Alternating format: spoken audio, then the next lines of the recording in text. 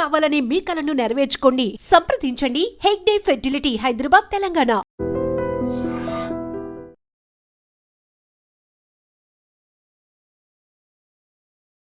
Infertility అనగానే సంతానలేమి. యూజువల్గా మీరు ఏ స్టేజ్లో ఎప్పుడు ఐడెంటిఫై చేస్తారు ఇన్ఫర్టిలిటీ ఉంది అనేది? పెళ్ళైన తర్వాత భార్యాభర్త ఒక సంవత్సరం పాటు ఎటువంటి కుటుంబ నియంత్రణ పద్ధతులు పాటించకుండా వాళ్ళకి ఎట్లా ప్రెగ్నెన్సీకి ప్లానింగ్ చేసుకోవడానికి ఎట్లా ఉంటుంది అనేది వాళ్ళు ఒకసారి ఎవాల్యుయేట్ చేసుకుంటే.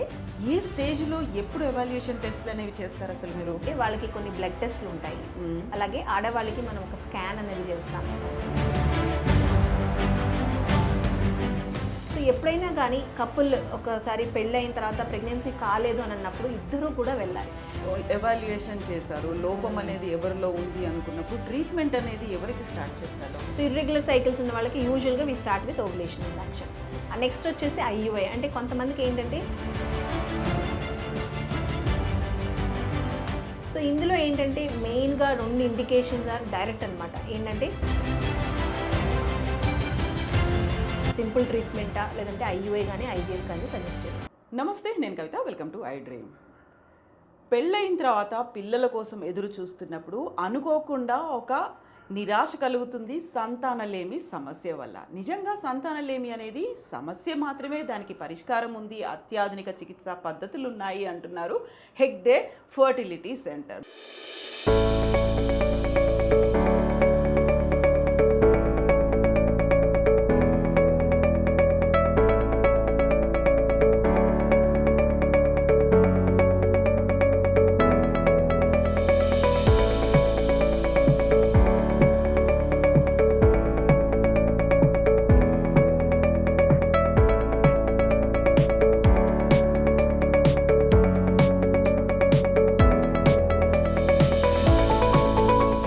మనమున్నాము సుచిత్రలో. మనతో పాటుగా ఉన్నారు డాక్టర్ ఇంద్ర అని, ఐవీఎఫ్ కన్సల్టెంట్.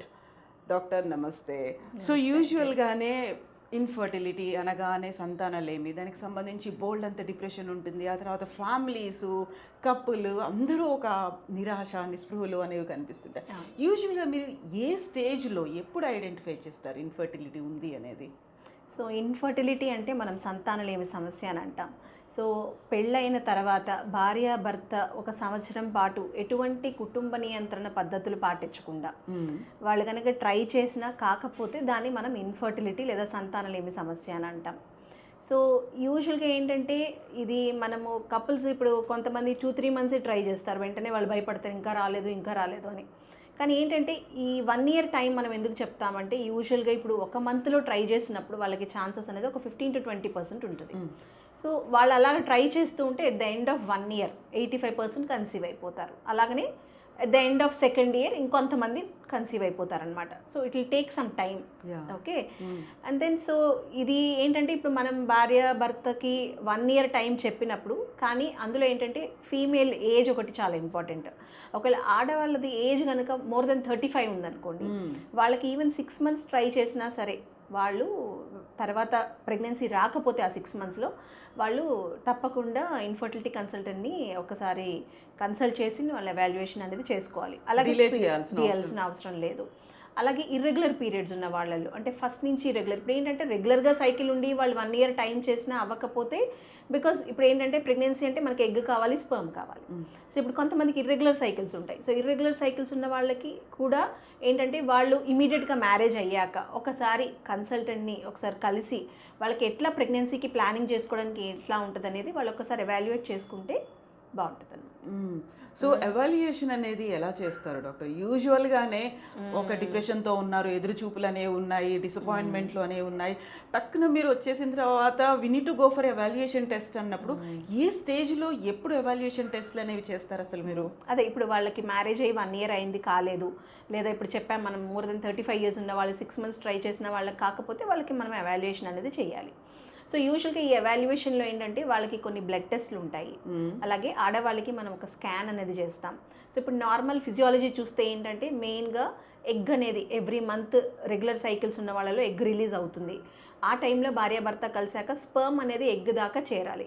సో ఈ స్పర్మ్ ఎగ్ చేరడము లేదా కలవడం, దాన్ని ఫర్టిలైజేషన్ అని అంటాం. ఇదన్నీ కూడా ఏంటంటే ఫెలోపియన్ ట్యూబ్లో జరుగుతుంది. సో ఈ ఫెలోపియన్ ట్యూబ్స్ అనేది 2 ఉంటాయన్నమాట యూట్రస్కి అటు ఇటుగా. It is a connection between uterus and the ovary. So ఆ ట్యూబ్లో ఈ ప్రెగ్నెన్సీ అనేది ఫస్ట్ స్థిరపడడం జరుగుతుంది. ఆ తర్వాత పిండం అనేది 5 రోజులు పెరిగిన తర్వాత అక్కడి నుంచి వచ్చి గర్భసంచి లోపల కూర్చుంటుంది. సో మన ఎవాల్యుయేషన్లో కూడా ఇప్పుడు ఏంటంటే ఓవరీలో ఎవ్రీ మంత్ ఎగ్ రిలీజ్ కావడం ఎలా ఇంపార్టెంట్, సో మన వాళ్ళకి రెగ్యులర్ సైకిల్స్ ఉన్నాయా లేదా హిస్టరీ నుంచి చూస్తాం. దాని తర్వాత వాళ్ళకి ఒక స్కాన్ చేస్తాం. స్కాన్ చేసి వాళ్ళ ఓవరీ ఎలా ఉంది ఏంటి అనేది చెక్ చేస్తాం. అట్లానే యూట్రస్ చెక్ చేస్తాం, వాళ్ళ లైనింగ్ ఎలా ఉంది, యూట్రస్లో వేరే ఏమైనా ఇష్యూస్ ఉన్నాయా లేదా.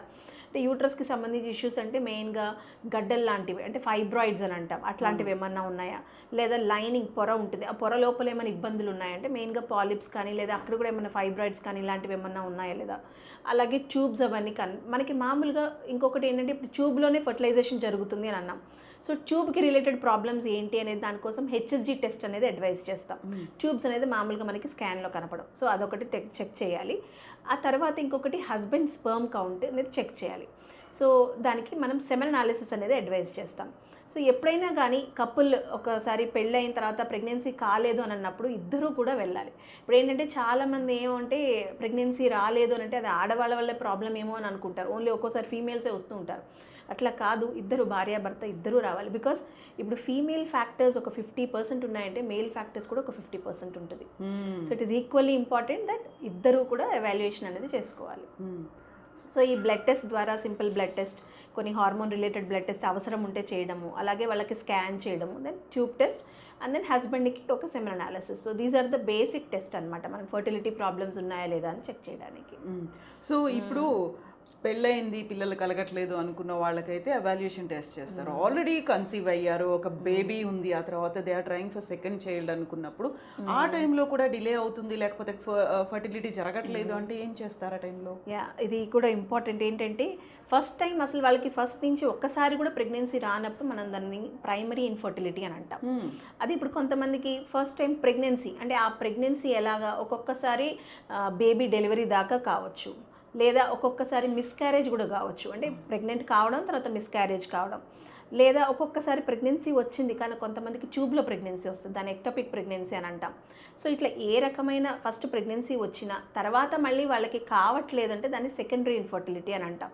సో ఇప్పుడు ఇట్లానే మనకి డెలివరీ అయిపోయింది, తర్వాత మళ్ళీ వాళ్ళు ట్రై చేస్తున్నారు, 1 సంవత్సరం పాటు ట్రై చేశారు అన్నప్పుడు వాళ్ళు డెఫినెట్లీ ఎవాల్యుయేషన్ చేసుకోవాలి. అలాగే మిస్క్యారేజ్ అయిన తర్వాత 1 ఇయర్ ట్రై చేశారు, మళ్ళీ కాలేదు, లేదా ఎక్టోపిక్ ప్రెగ్నెన్సీ వచ్చింది 1 ఇయర్ అయింది ఇంకా కావట్లేదు అని అన్నప్పుడు వాళ్ళు కూడా ఎవాల్యుయేషన్ చేసుకోవాలి. సో ఇప్పుడు ఫస్ట్ టైం ప్రెగ్నెన్సీ రాకపోవడానికి కొన్ని కారణాలు ఉండొచ్చు. ఫస్ట్ వాళ్ళకి ఇమీడియట్గానే ప్రెగ్నెన్సీ వచ్చి ఉండొచ్చు. సో చాలామంది ఏంటంటే యాంగ్షియస్ ఫీల్ అవుతారు, ఇప్పుడు మనకి ఫస్ట్ టైం ఏమీ ఇబ్బంది కాలేదు కదా, ఇప్పుడు ఎందుకు ఇంత ఇబ్బంది అవుతుంది. సో డెఫినెట్లీ ఏంటంటే అప్పుడు మేబీ ప్రాబ్లమ్స్ కొంత లెవెల్లో ఉండుండొచ్చు, ఇప్పుడు అది ఎక్కువ అయిపోయి ఉండొచ్చు. సో ఆ ఎఫెక్ట్ ఇప్పుడు కనపడచ్చు వాళ్ళకి.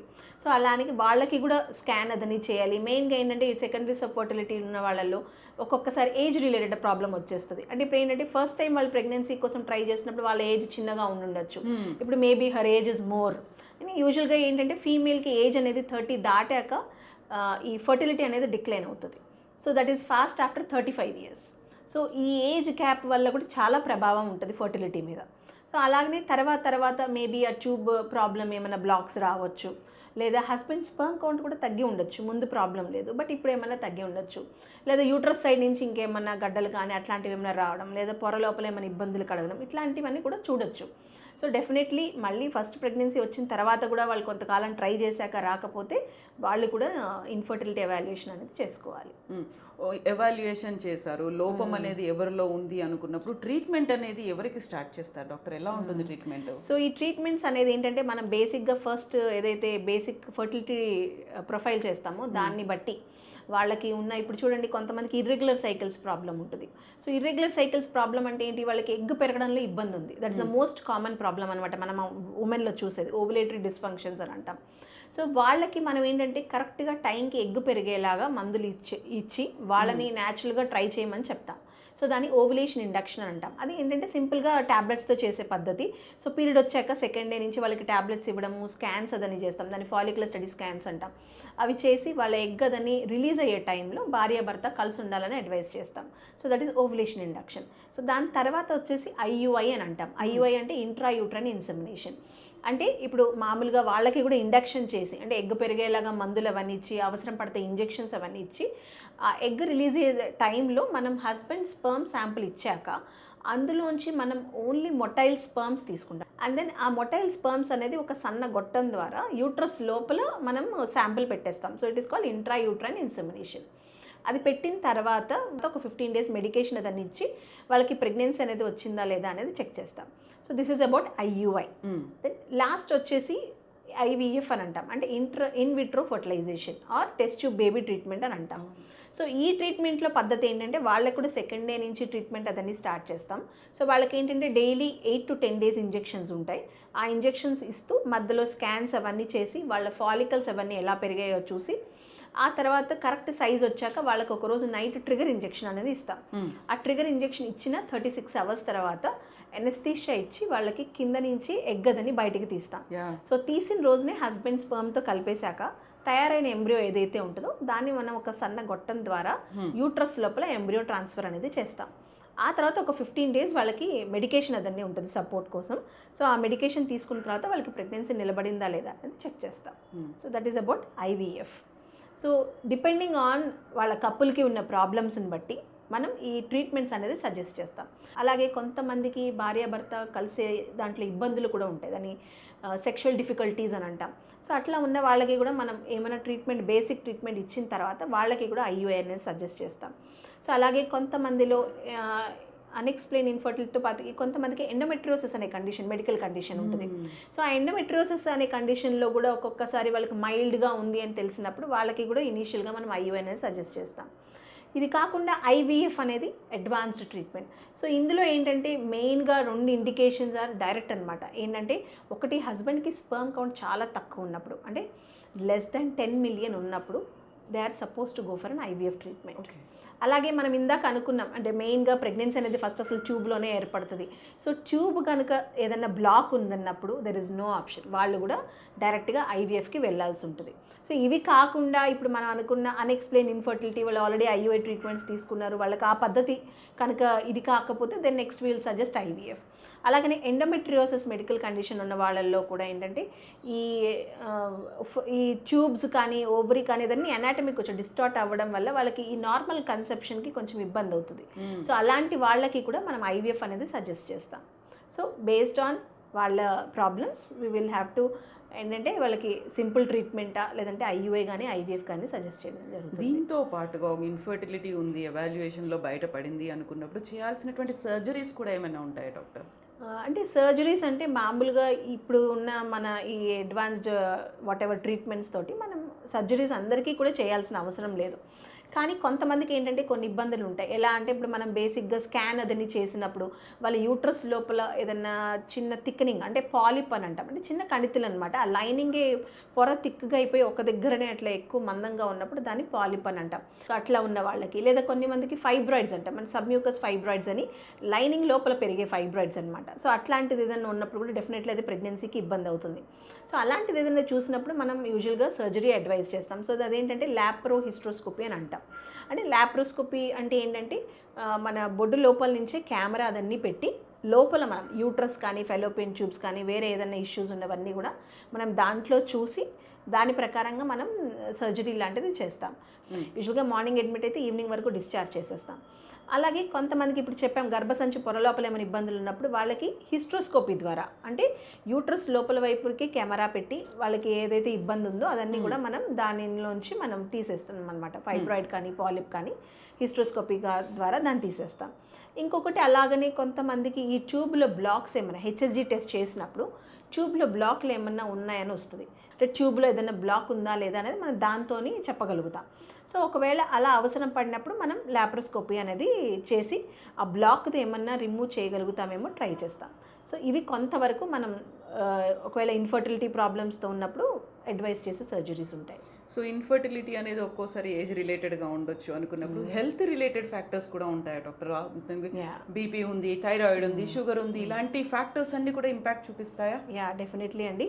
ఇప్పుడు ఏంటంటే ఫస్ట్ అసలు ఈ మధ్య కాలంలో అయితే ఇన్ఫర్టిలిటీ చాలా వరకు ఏజ్ రిలేటెడ్ ఇష్యూ అయిపోయింది. ఎందుకంటే చాలామంది మ్యారేజ్ అవ్వడం లేట్ అవుతుంది. బికాస్ ఆడవాళ్ళు చాలామంది వాళ్ళు సెటిల్ అవ్వాలి, వాళ్ళ కెరియర్ అదన్నీ అయిన తర్వాత ప్లాన్ చేసుకోవాలి, ఇట్లా ఆలోచిస్తున్నారు.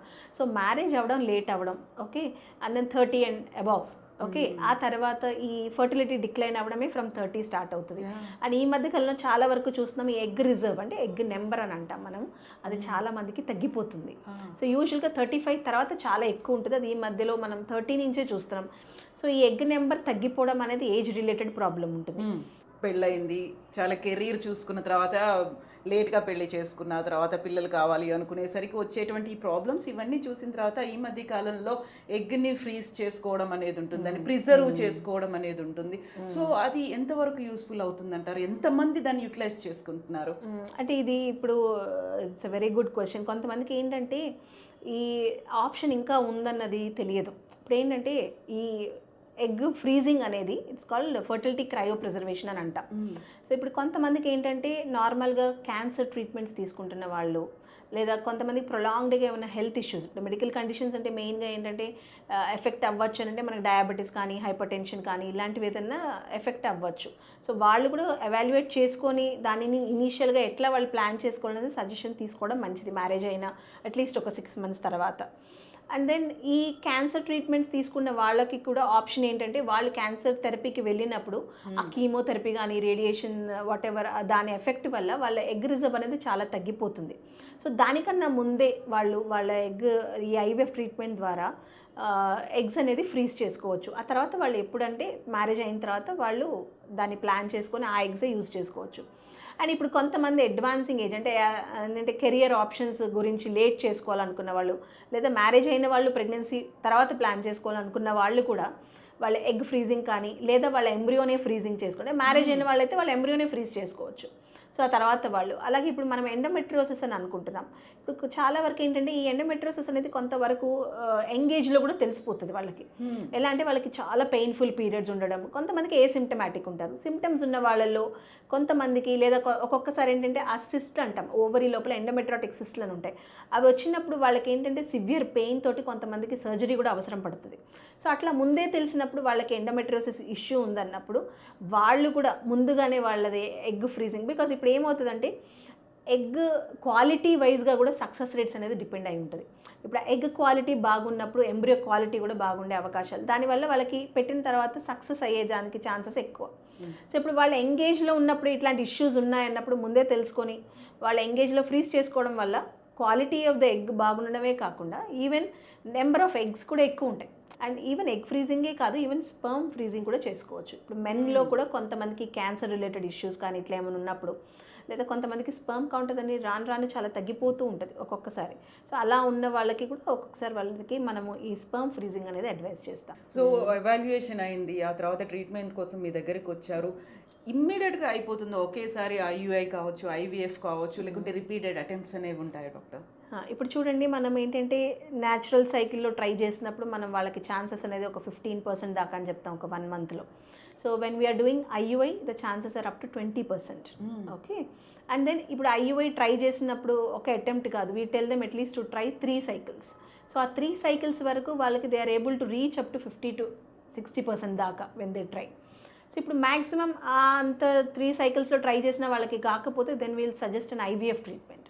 సో ఇప్పుడు ఈ ఉన్న పద్ధతిలోనే వాళ్ళకి ఆ సక్సెస్ అనేది అందడం. ఏదైనా కానీ సక్సెస్ ట్రీట్మెంట్ ఉంది, it is based on mainly the couple factors. ఇప్పుడు మెయిన్గా అందులో వచ్చేసి female age factor is very important. So ఆ ఏజ్లో వాళ్ళకి చేస్తున్నాం. ఇప్పుడు ఏంటంటే 30 లోపు చేసిన వాళ్ళకి మళ్ళీ the success rates are little better in any treatment. Okay, అలాగని ఇప్పుడు హస్బెండ్ స్పర్మ్ ఫ్యాక్టర్ అంటే స్పర్మ్ కౌంట్ చాలా తక్కువ ఉంది, లేదా క్వాలిటీలో మొటిలిటీలో ప్రాబ్లమ్స్ ఏదైనా ఉన్నాయి, దానివల్ల కూడా వాళ్ళకి సక్సెస్ రేట్ అనేది కొంచెం తగ్గచ్చు. సో ఇప్పుడు ఐయుఐ, ఇప్పుడు స్పర్మ్ కౌంట్ దాన్ని బాగా తక్కువ ఉందన్నప్పుడు ఐయుఐ అనేది వాళ్ళకి సరిపోదు. Then they will require an ICSI treatment అంటాం. ఇక్సీ అంటే ఏంటి, నార్మల్గా ఐవీఎఫ్ పద్ధతిలో అంటే ఐవీఎఫ్ ట్రీట్మెంట్లో వాళ్ళకి ఎగ్గదని బయటికి తీసాక స్పర్మ్ని ఎగ్ లోపలికి ఇంజెక్ట్ చేయడం, that is called intracytoplasmic sperm injection. So దానివల్ల ఏంటంటే డెఫినెట్గా అక్కడ ఈ ఇక్సీ పద్ధతి ద్వారా మనం స్పర్మ్ని ఎగ్ లోపలికి ఇంజెక్ట్ చేయడం ద్వారా వాళ్ళకి ఎంబ్రియో ఫార్మేషన్ అనేది జరుగుతుంది. సో అట్లా వాళ్ళకి ప్రెగ్నెన్సీ ఛాన్సెస్ అనేది ఇంప్రూవ్ అవుతాయి. సో యూజువల్గా ఐవీఎఫ్ ట్రీట్మెంట్ కూడా మనం 35 years లోపు చేసుకున్నప్పుడు వాళ్ళకి ఛాన్సెస్ అనేది 50 to 60% ఉంటుంది, అంటే depending on their embryo quality. So డెఫినెట్గా ఏ ట్రీట్మెంట్ అయినా ఎవరికి కూడా ప్రెగ్నెన్సీ రాదు అనేది ఉండదు. వాళ్ళకి అవసరం బట్టి, వాళ్ళకు ఉన్న ప్రాబ్లమ్స్ని బట్టి వాళ్ళకి కరెక్ట్గా మనం కనుక ట్రీట్మెంట్ అనేది టైంలో అందిస్తే డెఫినెట్లీ వాళ్ళకి ప్రెగ్నెన్సీ అనేది వస్తుంది. డాక్టర్, ఇప్పుడు హెగ్డే ఫర్టిలిటీ అనేది ఒక చైన్ ఆఫ్ హాస్పిటల్స్ ఉన్నాయి కదా, సో ఇలాంటి సమస్యతో మీ దగ్గరకు వస్తున్న వాళ్ళకి డైలీ ఎంతమందికి ఒక ఫర్టిలిటీ అనేది కలుగుతుంది, వాళ్ళకి ఒక ప్రెగ్నెన్సీ కన్ఫర్మ్ అవుతుంది, కన్సీవ్ అయ్యారని ఎంతమందికి మీరు న్యూస్ ప్రతిరోజు వినిపిస్తారా? ఎలా ఉంటుంది ఆ సైకిల్ అనేది? సో ఇన్ఫర్టిలిటీ కూడా మేము పీజీ టైంలో చదువుకున్న టైంలో కన్నా ఇప్పుడు చాలా ఎక్కువైపోయింది. సో ఎట్లంటే ఎవ్రీ 6 couples ఒకళ్ళకి మనం we are seeing there is an infertility. So అంత ఇంక్రీజ్ ఉంది. అండ్ ఈవెన్ కమింగ్ టు చెప్పినప్పుడు ఏజ్ రిలేటెడ్ ప్రాబ్లం ఎక్కువైపోతుంది, మన లైఫ్ స్టైల్ చాలా చేంజ్ అయింది. అన్నీ ఇంతకు ముందు థింగ్స్ కొంచెం కష్టంతో, అంటే మనం కొంచెం దూరం నడవడము లేకపోతే ఎక్సర్సైజ్ లాగా ఏదో చేయడము, ఫుడ్ విషయంలో కొంత కేర్ తీసుకోవడం అదన్నీ ఇప్పుడు అట్లా కాదు. ఇప్పుడు ఏంటంటే మనకి అన్ని వర్క్ ఈజీ అయిపోయింది. సో లైఫ్ స్టైల్ ఎలా అంటే we are not doing any physical activity ఉండట్లేదు, అండ్ దెన్ స్ట్రెస్ ఎక్కువైపోతుంది. అండ్ దెన్ ఫుడ్ విషయంలో కూడా లాట్ ఆఫ్ పొల్యూషన్ ఫుడ్లో కూడా, ఇంతకు ముందు ఉన్నంత quality food we are not getting. So వీటన్నిటి ఫ్యాక్టర్స్ కూడా చాలా వరకు ఫర్టిలిటీ మీద ప్రభావం చూపిస్తుంది. అలాగే ఏజ్ ఒకటి, తర్వాత ఒబేసిటీ కూడా అట్లానే, చాలా వరకు ఒబేసిటీ కూడా చాలా ఎక్కువ చూస్తున్నాం. సో వీటి ప్రభావం కూడా డెఫినెట్లీ ఇన్ఫర్టిలిటీలో ఉంది. సో డెఫినెట్లీ ఏంటంటే ఏదైనా కానీ ఫస్ట్ ప్రాబ్లం ఉందన్నప్పుడు, లేదా ఇమీడియట్గా వాళ్ళకి కూడా ముందు నుంచి ఏదైనా కొన్ని ఇష్యూస్ ఉన్నప్పుడు, హెల్త్ ప్రాబ్లమ్స్ ఉన్నప్పుడు ఒకసారి కన్సల్టెంట్ని కలిసి, ఇప్పుడు ఏంటంటే కొంతమంది ప్రెగ్నెన్సీ కూడా యాజ్ ఐ సెడ్ పోస్ట్పోన్ చేద్దాం అనుకుంటారు, కానీ బట్ వాళ్ళు ప్రెగ్నెన్సీ ప్లానింగ్ వచ్చేటప్పటికే situations they are out of hand. And అప్పుడు మాకేంటంటే ఆ ఉన్న సిచ్యువేషన్కి ఒక్కొక్కసారి మేము డైరెక్ట్గా ఐవీఎఫ్ కూడా సజెస్ట్ చేయాల్సి వస్తుంది. అండ్ వాళ్ళు షాక్లో ఉంటారు, మాకు ఏంటి డైరెక్ట్గా ఇప్పుడు మేమేం ట్రై చేయలేదు, ఇప్పుడు డైరెక్ట్గా ఐవీఎఫ్ అంటే ఎలా. బట్ ఉన్న సిచ్యువేషన్కి that is the thing, but they need to try. So ఒకవేళ వాళ్ళు ఏమన్నా పోస్ట్పోన్ చేయాలనుకున్నా లేదా ప్లానింగ్ తర్వాత ఉన్నా ఒకసారి కన్సల్టేషన్ తీసుకొని, వాళ్ళకి ఒకవేళ ఏమైనా ఇబ్బందులు ఉన్నాయి, దానికి ఏ రకంగా వాళ్ళు హెల్త్ ప్రాబ్లమ్స్ కానీ కరెక్షన్స్ అదని చేసుకొని తర్వాత ప్లాన్ చేసుకోవడానికి వాళ్ళకి ఎట్లా ఈజీగా ప్రెగ్నెన్సీ వచ్చే అవకాశాలు ఉంటాయి, డెఫినెట్లీ అదైతే నేను I advise them to visit an infertility consultant. Immediate పిల్లలు కావాలి అనుకున్నా లేకపోయినా కానీ కన్సల్ట్ చేయాల్సినటువంటి అవసరం అయితే ఉంది, ఎందుకంటే చేంజింగ్ టైం కాబట్టి, ఇక్కడ ఉన్నటువంటి పొల్యూషన్ ఇవన్నీ మారుతున్నాయి కాబట్టి. Yes, doctor, thank you so much doctor. thank you.